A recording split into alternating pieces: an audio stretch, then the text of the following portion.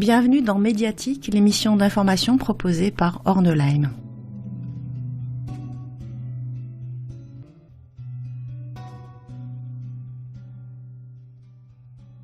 Notre invité aujourd'hui est le docteur Alexis Lacou, auteur de 2 ouvrages récents, La maladie de Lyme aux éditions Mango, et en collaboration avec le docteur Marie Mas et le docteur Philippe Raymond, Lyme pratique chez VG Éditions.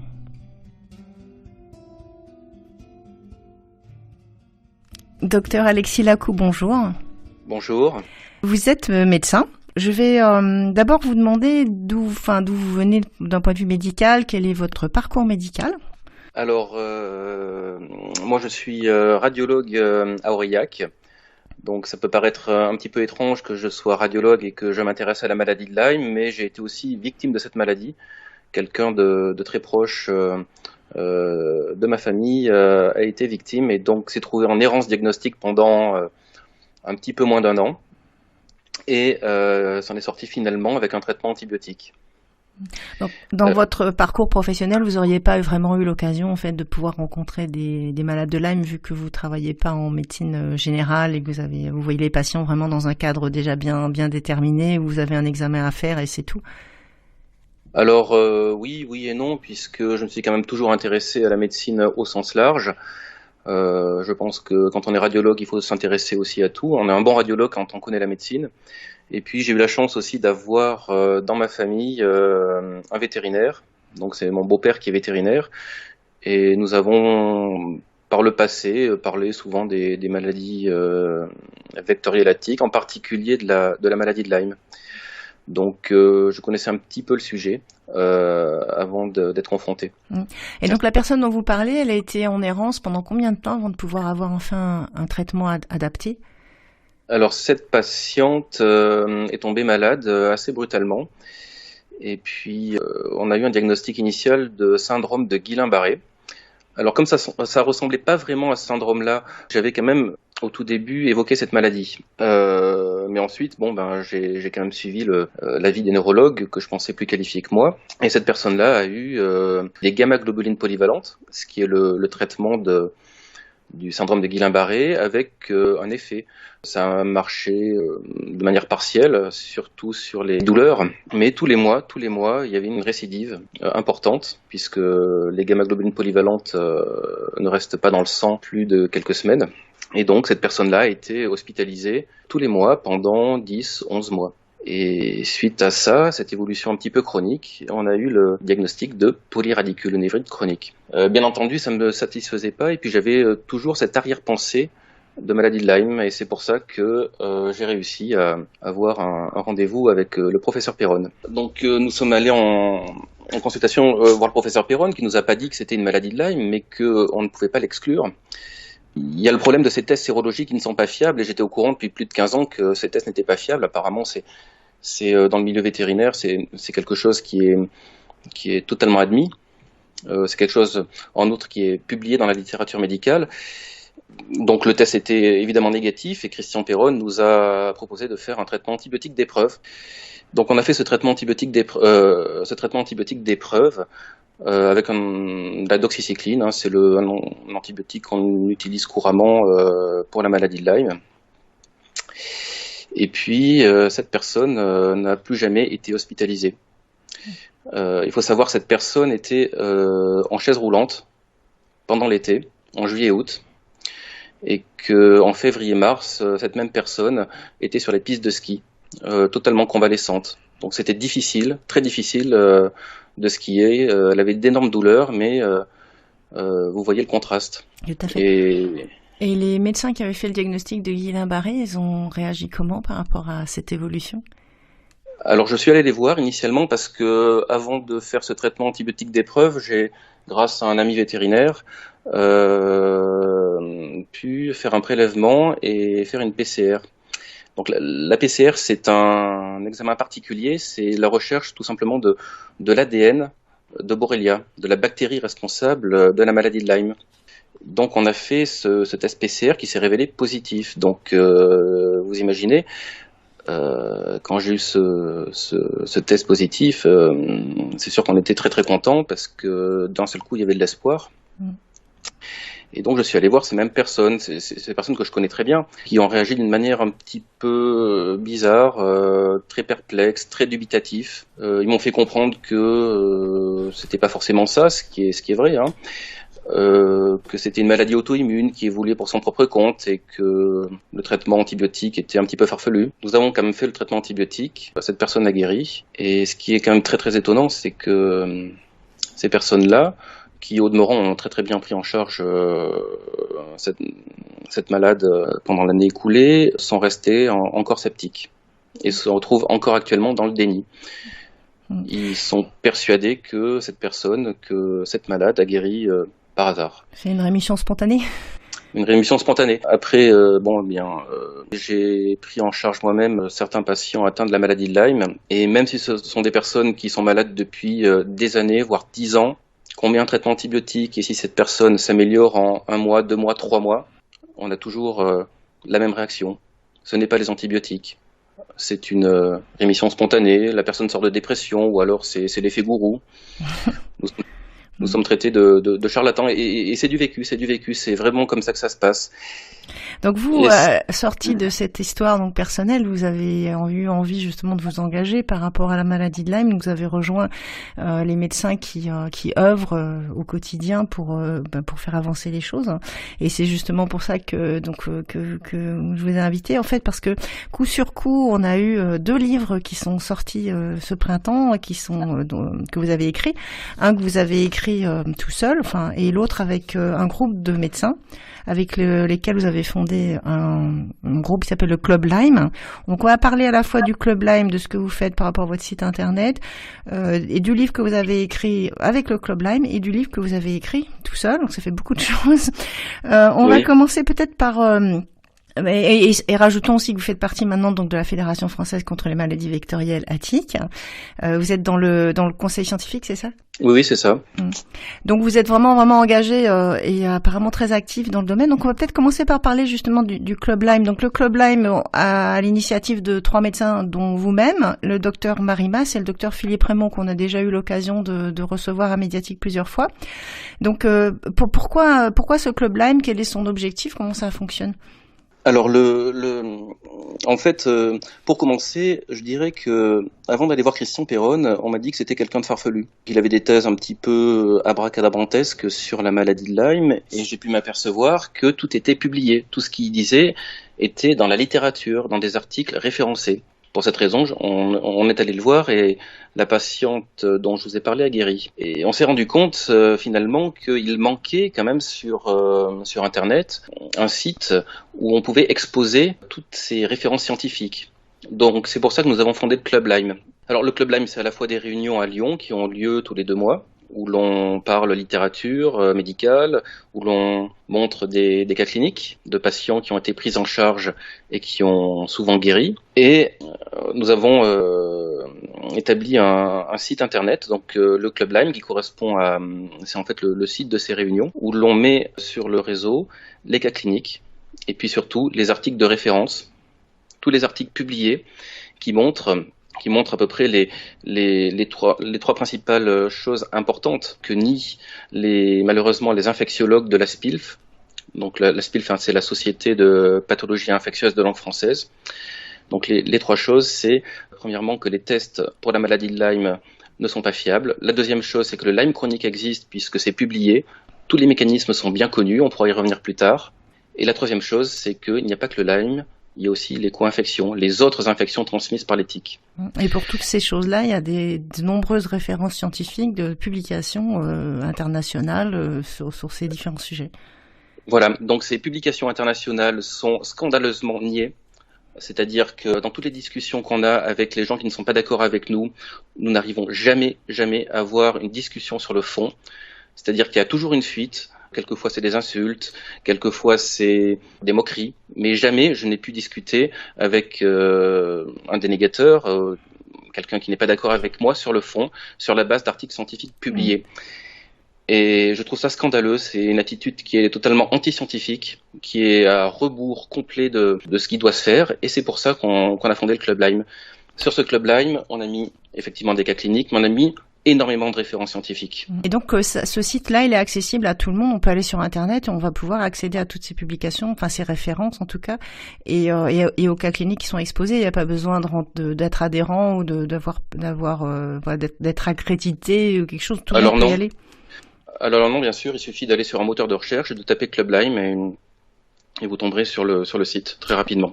Alors donc concrètement, pour un médecin qui voudrait, déjà il peut consulter le site, ça c'est très bien, mais qui voudrait éventuellement est-ce que c'est possible qu'il puisse rentrer en contact avec vous et peut-être être un petit peu plus en lien, ou bien est-ce que ça s'est amené justement à fonctionner quand même comme ça, c'est-à-dire juste un site internet avec des documents, mais pas vraiment quelque chose qui est amené à s'élargir au niveau de la composition du club? Alors pour l'instant c'est un site internet et puis des réunions entre nous pour l'instant à Lyon. Donc effectivement dans le futur je pense que c'est voué à s'élargir. On a vocation à intégrer des médecins de bonne volonté qui veulent savoir, qui veulent lire la littérature et puis essayer de soigner des patients. Pour l'instant c'est un petit peu compliqué, mais j'ai nul doute que dans le futur on va réussir à se réunir dans des locaux peut-être un petit peu plus grands et intégrer plus de monde.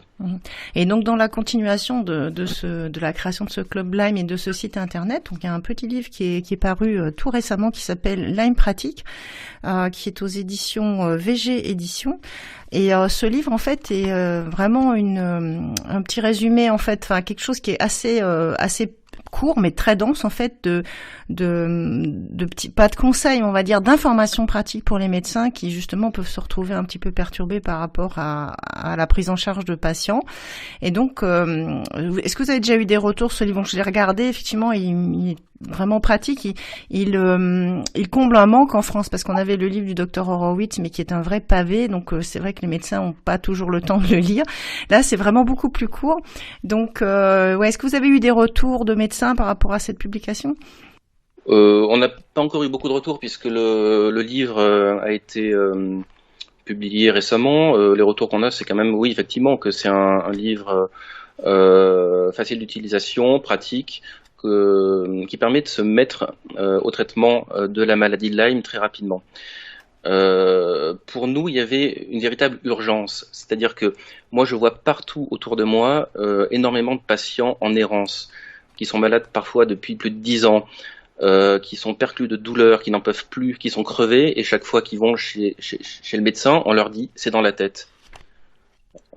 Alors, je trouve que c'est vraiment un scandale, c'est un scandale sanitaire majeur de laisser les patients dans la souffrance, alors que tout ce qu'on dit est publié, tout est prouvé scientifiquement. Il n'y a qu'à faire une chose, c'est soigner les patients.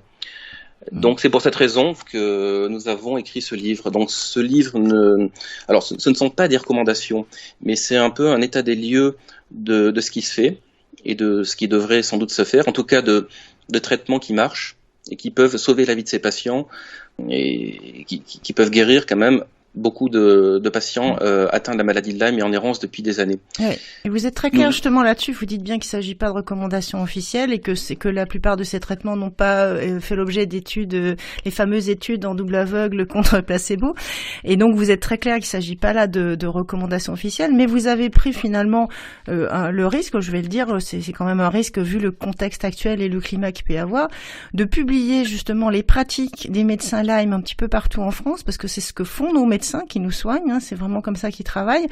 Mais en plus de ça, en plus d'une espèce de résumé des grandes lignes de la manière dont les médecins s'y prennent en France, vous avez aussi truffé votre livre de références scientifiques. Donc là-dessus, c'est vrai qu'il y a des encadrés un peu partout avec je ne sais combien de références, de publications, et ça permet vraiment aux médecins qui veut en savoir plus par rapport à ça, non seulement d'avoir des conseils pratiques, mais en plus de pouvoir vérifier par lui-même s'il le veut que ces pratiques reposent quand même sur des articles scientifiques.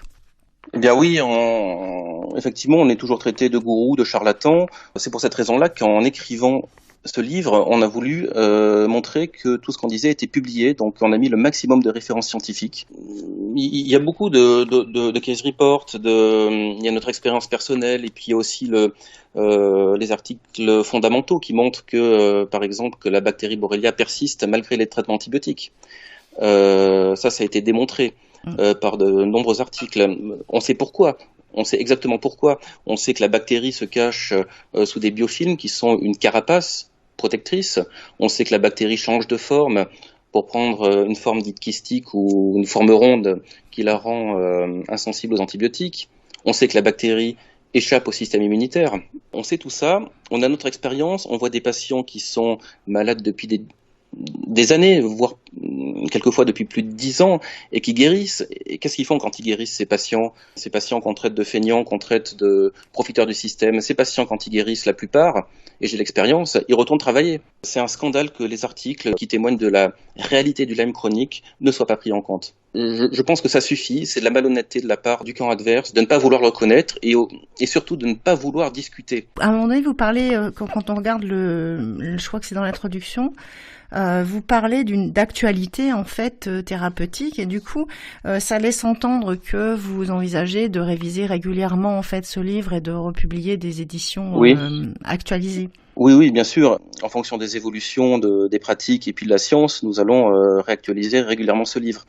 Nous espérons bien évidemment qu'il y aura une étude en double aveugle, randomisée, et puis évaluée de manière totalement indépendante pour apporter la preuve finale de ce qu'on avance. Pour l'instant, nous avons beaucoup d'articles fondamentaux en notre faveur. Nous avons notre expérience. Je dirais que quand on traite une dizaine de patients qu'on voit en chaise roulante, qui sont paralysés depuis des années et puis qui se mettent en rémission sous traitement antibiotique, je dirais en provoquant un petit peu, est-ce qu'on a besoin finalement d'une étude randomisée pour le prouver? Donc, effectivement, cette étude en double aveugle randomisée, il faudra absolument la faire.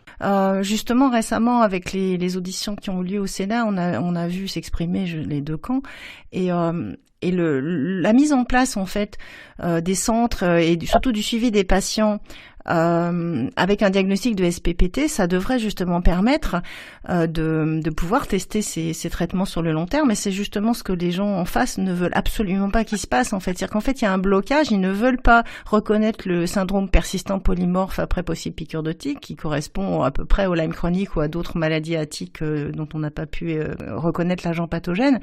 Et en fait, en refusant d'entrer justement dans cette phase où on va prendre en charge les malades et puis les évaluer, on a l'impression que c'est un petit peu leur baroud d'honneur, parce que c'est vrai que à partir du moment où les gens vont être pris en charge et qu'il va y avoir, que ça va être consigné sérieusement avec une garantie justement des autorités sanitaires pour voir ce qui se passe, là la preuve elle va être éclatante justement à partir de ce moment-là.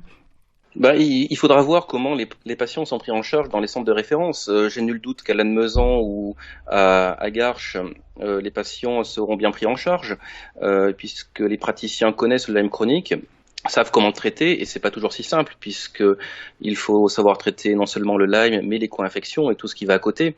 Mais il n'y a aucune raison qu'un patient qui aille dans un centre de référence qui soit dirigé par ce qu'on appelle les dénégateurs soit bien pris en charge. Ça sera statu quo. D'ailleurs, malheureusement, je pense que ces gens-là ne savent pas soigner le Lyme chronique. Les gens qui savent soigner le Lyme chronique, c'est essentiellement beaucoup de médecins généralistes, souvent en ville, qui font partie de notre réseau de praticiens connaissant le sujet. Oui. Dans le cadre justement en fait de la mise en place de tout ce système là qui est en train de se mettre en place, il y a des doutes, enfin des incertitudes par rapport à la place des médecins de ville, parce que de toute façon, si on n'a pas beaucoup de centres en France, c'est évident que tous les malades qui sont actuellement suivis par les médecins généralistes vont pas pouvoir être adressés à des centres. Donc je pense qu'il y aura quand même une certaine quantité de malades qui continueront à être pris en charge par leurs médecins traitants, et par contre où les données seront remontées au niveau des centres. Oui, c'est sûr que ce que vous dites, c'est que les centres ne pourront pas traiter la totalité des malades parce qu'il y en a trop. Oui, tout à fait. Il y en a beaucoup trop. Oui, et il y en a beaucoup trop. Et je voudrais quand même attirer l'attention de tout le monde sur ce qui se passe actuellement. Je pense pas dans l'exagération quand je dis qu'il y a une épidémie de maladie de Lyme. Quand je regarde autour du moi, je ne vois plus une personne qui ne connaisse pas un malade de Lyme. Deuxièmement, il y a un article dernièrement qui est sorti, qui est publié et référencé, qui montre une augmentation des séroprévalences aux États-Unis. C'est-à-dire qui montre une augmentation des patients avec une sérologie positive. Donc, étant donné que la sérologie n'est pas fiable, vous imaginez le nombre de patients qu'il y a en plus. Alors, quelle est la cause de tout ça? Je ne sais pas, mais on peut imaginer que le réchauffement climatique, les hivers chauds, sont peut-être une cause parmi d'autres. de prolifération d'éthique. Ça m'amène à une question par rapport à justement la conclusion en fait de votre petit livre pratique pour les médecins. Donc je signale quand même qu'il y a aussi des annexes très intéressantes avec des grilles, des grilles d'aide au diagnostic, etc. Et sur la fin justement vous parlez d'un aspect qui est important, c'est qui peut rejoindre justement le questionnement de savoir pourquoi il y a autant de maladies de Lyme de plus en plus, quelque chose qui a à voir avec notre immunité, dans le sens où quand il y a une infection, c'est pas juste la présence d'une bactérie et d'un agent infectieux qui explique l'infection, il y a aussi la réponse de l'organisme et du système immunitaire, et qu'il y a peut-être aussi une réponse à chercher du côté de nos systèmes immunitaires qui sont peut-être affaiblis par autre chose et qui font que les infections gagnent du terrain. Alors oui, exactement. Le traitement anti-infectieux est un des volets du traitement, mais on remarque qu'avec les antibiotiques, les patients rechutent, qu'on ne les réalise pas toujours aussi facilement. Et on sait bien que Borrelia, la bactérie de la maladie de Lyme, s'attaque au système immunitaire par différents mécanismes et donc conduit à une véritable immunodépression. Et sans le système immunitaire, il est très difficile d'éradiquer définitivement ces infections vectoriellatiques. Donc je pense que dans le futur, il faudra non seulement s'attacher au traitement anti-infectieux, mais aussi à restaurer d'une manière ou d'une autre les défenses immunitaires de ces patients qui ont une maladie de Lyme chronique. Oui, ça pourrait être vraiment l'axe de recherche pour l'avenir, pour éviter justement tous ces cas de maladies chroniques qui rechutent, qui récidivent. Il y a aussi, les recontaminations, parce que en fait, on pense beaucoup en termes de rechute. Et en réalité, récemment, différentes choses autour de moi m'ont fait penser que il y a aussi beaucoup de recontamination et qu'en fait, on peut parfois penser qu'il s'agit d'une rechute quand il s'agit tout simplement d'une nouvelle infection, puisque les tiques sont toujours là et qu'il n'y a pas de raison parce qu'on a été piqué une fois et qu'on a développé une maladie à tiques qu'on n'en rattrape pas quelques années plus tard. Donc, il y a aussi ce problème de recontamination. Et ça m'amène justement à votre deuxième livre, qui s'appelle tout simplement La maladie de Lyme, qui a été publié donc aux éditions Mango dans une collection qui s'appelle La santé sans tabou, et là qui est plutôt un livre destiné au grand public, avec des petits dessins humoristiques. Et puis, alors c'est un livre qui est destiné au grand public, mais enfin qui est quand même assez fouillé, puisque dans ce livre-là, par exemple, vous citez au moins, et avec des petits commentaires assez, des paragraphes explicatifs, un certain nombre de co-infections, donc de maladies qui sont transmises également par les tiques en dehors de la maladie de Lyme. Vous faites quand même un panorama assez complet, non seulement des symptômes, des manières de faire le diagnostic, mais aussi des traitements, de l'accompagnement du traitement avec les problèmes des réactions, par exemple d'exacerbation des symptômes. Vous parlez pas mal aussi de phytothérapie et de traitements complémentaires, donc c'est vraiment un livre assez complet, et là qui est vraiment destiné au grand public. Bah oui, c'est une maladie qui est quand même très méconnue, donc pour s'y mettre, il faut déjà comprendre un petit peu, et donc il faut expliquer avec des mots simples, en premier lieu aux patients qui n'ont pas de formation scientifique, et donc ils doivent comprendre un petit peu ce qui se passe, mais ce livre peut être aussi intéressant pour les médecins qui ne connaissent pas bien cette maladie et qui veulent s'y mettre, ou qui veulent avoir des renseignements. Et je voudrais quand même préciser et bien insister sur le fait que dans ce livre aussi, on a quand même mis des références scientifiques. On a mis des articles, des références d'articles pour bien montrer que tout ce qu'on avance est publié. En fait, même, c'est vrai qu'il y a des choses qui sont présentes dans le grand livre et qui ne sont pas dans le plus petit. Par exemple, justement, les co-infections. Moi, j'ai remarqué quand même que dans votre livre Lyme pratique, vous étiez vraiment centré sur la borréliose de Lyme, donc la maladie de Lyme au sens strict. Et vous parliez pas tellement des co-infections dans le petit livre, parce que je suppose que vous vouliez vraiment un espèce de...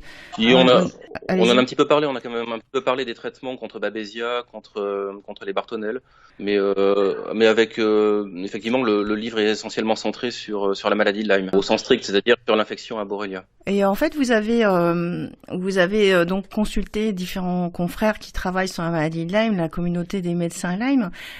Vous avez juste un petit détail pratique comme ça. Vous avez fait quoi, des Skype, des réunions par téléphone, où vous êtes partis les voir. Enfin, comment ça s'est passé concrètement par rapport à ça, parce que vous n'êtes pas basé uniquement sur vos pratiques à vous, les 3 médecins du club Lyme. Vous avez discuté avec des confrères. Oui, c'est ça. On est en communication permanente avec tous nos confrères sur Internet. On s'appelle souvent, on discute de cas. Donc, comme on est en communication permanente, il est très facile de faire un état des lieux des pratiques. Et puis, on s'est aussi aidé de toutes les références scientifiques qui sont publiées. Voilà, c'est ainsi que nous avons procédé en faisant une petite enquête auprès de tous les médecins qui sont autour de nous et qui soignent des patients. Alors une question plus personnelle, c'est vrai que c'est un combat en fait quand on s'engage comme médecin Lyme, on s'aperçoit assez vite que c'est pas si simple que ça, c'est-à-dire qu'on a compris quelque chose mais qu'il y a vraiment une résistance très très forte de certaines personnes.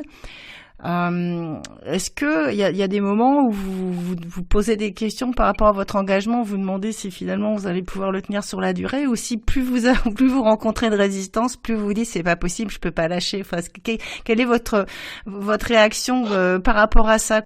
Il peut y avoir des petits moments de découragement, mais qui durent pas, parce que quand vous prenez en charge un patient qui est vraiment dans un état de détresse absolue, paralysé ou perclus de douleur, qui n'en peut plus, et que après 2-3 mois d'antibiotiques, ce patient revit et reprend une vie normale, il n'y a rien de tel pour donner du courage et se dire qu'on ne lâchera jamais.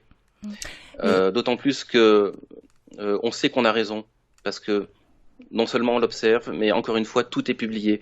Et je redis encore très très fortement que c'est un scandale absolu, que tous les articles qui nous donnent raison, qui prouvent l'existence de la maladie de Lyme chronique, qui mentionnent l'importance des co-infections et qui prouvent l'inefficacité des tests sont publiés. Et on rappelle donc que toutes ces références sont disponibles sur le site internet du Club Lyme et également dans le livre Lyme pratique que vous avez publié. Oui, c'est ça. C'est ça. Nous avons fait ce Club Lyme et ses livres pour sensibiliser et pour montrer que toutes ces thèses ne sont pas farfelues, mais sont vraiment supportées par des données scientifiques fiables, rigoureuses et publiées. Donc nous n'en pouvons plus. Nous n'en pouvons plus de devoir discuter avec des gens qui ne veulent pas discuter, qui se moquent, qui nous prennent de haut et qui n'ont aucun argument en face. Aucun argument, je dis bien aucun argument. Dans la plupart des cas, rigoureusement impossible de parler avec eux, impossible de parler d'un article. Donc je pense que l'histoire les jugera sévèrement dans 20 ou 30 ans, j'espère avant, tout le monde saura qu'on a raison. Et quand on regardera en arrière sur ce qui se passe en ce moment, ce sera vraiment une honte pour la médecine. Oui, puis on comprendra pas. D'ailleurs, je dois dire que c'est vrai que maintenant on comprend pas vraiment. Enfin, moi, j'avoue que quand je vois autant de mauvaise foi et justement autant d'absence d'arguments, c'est vrai que c'est quelque chose qui est un peu incompréhensible. Il y a souvent, on se dit, il y a des choses qui nous échappent. Il y a certainement des enjeux qu'on comprend pas. Alors tout de suite, on va nous classer dans les conspirationnistes parce qu'on dit des choses pareilles, mais on comprend pas. Oui, mais ça s'est toujours passé ainsi. Celui qui a découvert l'hygiène, Ignace Semmelweis, s'est fait traiter de fou. Les tenants de la génération spontanée ne voulaient pas démordre de la génération spontanée. Albert Einstein ne voulait pas croire en la physique quantique, même quelqu'un d'aussi intelligent que lui. Donc, à chaque fois qu'on veut changer un paradigme ou que quelque chose est un petit peu trop nouveau pour la majorité des gens, on se heurte obligatoirement à un mur. Mais ce qui est bien, c'est que la vérité triomphe toujours. Bah écoutez, c'est très bien, on va terminer là-dessus. La vérité triomphe toujours. Docteur Alexis Lacou, merci. Je vous remercie beaucoup de m'avoir invité.